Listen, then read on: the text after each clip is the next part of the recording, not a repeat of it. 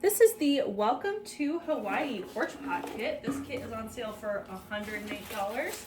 And this is a stem bundle meant to be used in a pot of dirt at home.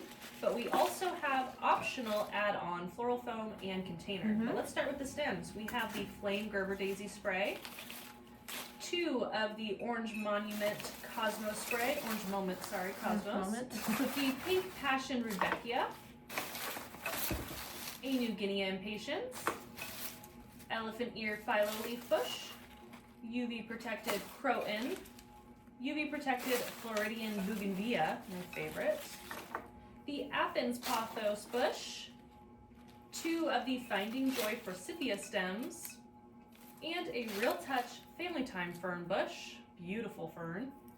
Optional, if you want to make it in a pot with foam at home, you're going to want 3 foam blocks and a black round flower pot. Okay. And those are linked in the kit description. So welcome to Hawaii Porch Pot. All right, here we go. So one thing about this porch pot is I've already glued together 2 pieces of foam from our in-stock foam selection. Always carrying that for you. High quality silk foam that we sell that I do not see in other craft supply shops or websites. So this is going to be corners glued down. The corners are going to hit that planter first. And then one trick about foam block number 3 is that if you use a 3rd foam block or even part of a foam block, one tip to keep that foam stable and not tweak and break, because there's a little wiggle room and some play in there, is you can split another block into a couple of wedges. And these pieces do not have to be very big. They don't have to reach all the way to the bottom. They just need to provide a wedge of the space so that the block can't move in the pot. That one goes on one side, and we'll put this chunk on the other side, and that will further stabilize that for us. Not an absolutely necessary step, but a tip to keep it stabilized. All right, and we've got our foam laying this direction, so it's stacking backwards. We want to start placing our tall stems way back here at the back of the design in the back third of your planter. Don't start in the middle with your tall stems if you're doing a one-sided pot. If your pot is going to be shaped in some way all the way around, then you can do that. But I try to work my way from the back to the front and build some nice dimension. So we're using our forsythia stems. I think they're intact stems. I don't remember that I cut these. And you can just press them into the foam or into your dirt planter. If you're not purchasing a planter and foam from me, it's probably because you just want to stick this right into the dirt. So if you're doing that, the key would be to insert your stems, the tallest stems, pretty far into the foam or the dirt to keep them more stable in the wind. All these stems are outdoor safe. Many of them are UV protected stems, which we favor for outdoor use, just to be more helpful in holding up in the elements. Then we want to seat some of our other bigger scale items. Let's make sure we have left room for this really large plant that's going to be an upright plant. I can see I'm going to put him on the opposite side from the bougainvillea little bud down here, and we'll trail our pothos plant also. So that one's going to get seated all the way to the bottom.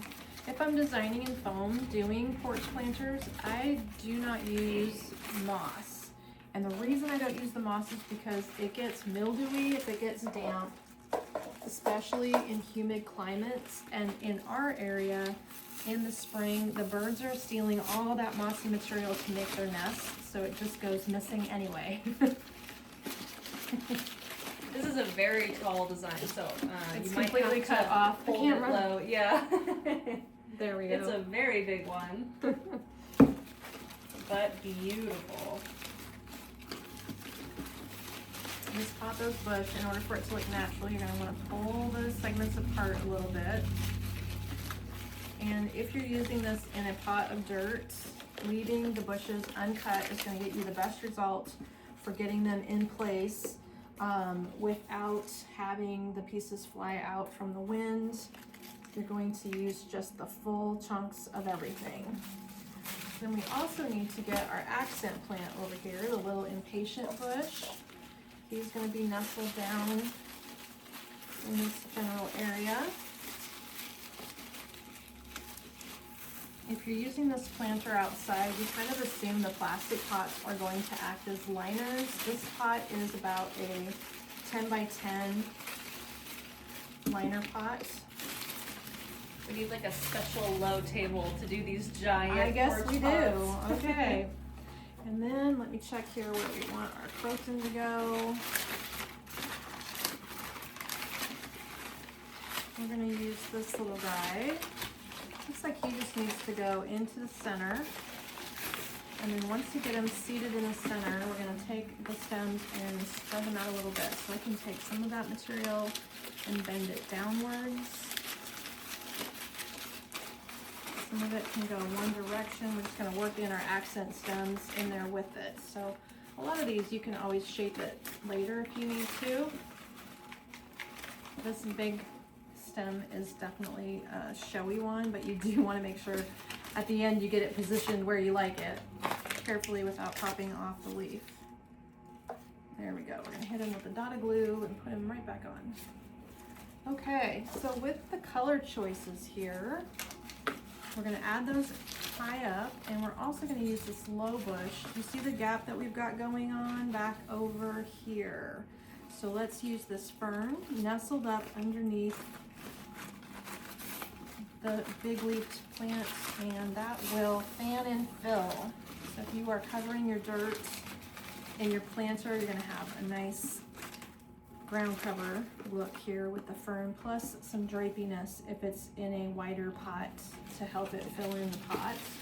And then the pothos is peeking out on the back side over here. So we won't have a completely full back design, but the way we do our porch pots generally is one-sided, and you assume that the back of this is against the house. All right, now we can see that there's just a need for some fun color right through the middle. So let's feature our Gerber daisy stem here. Add him with some glue. I always glue in my foam to ensure everything stays put in the elements. But you certainly don't have to. If you don't have the glue handy, it would probably stay put pretty well. We know ours are shipping and traveling, so that's why we make sure we glue them in there really good for you. I'm going to cut a little length off of this pink Rebecca or Echeveria. Rebecca, I can't ever remember. And then just hold it down low too, just so we can see the progress. Thank you. Awesome. Because it is big. It's really big. Two more stems. These are just going to get cut a little bit shorter, and they're going to be nice and spriggy through the middle and through the front here. Cosmos is a good one. You can shape it really well. The leaves all, the stems all have wire.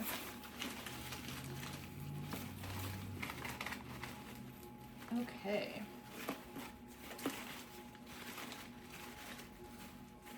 This one fans out nicely. Okay, Wow. let's take a look. Wow, wow. It's showy. It's tall. You could condense it. You should set it on the floor just so we can see. Compared to Mom, it's half her height. So it's 36 It's more than inches. half. It's 36 inches tall.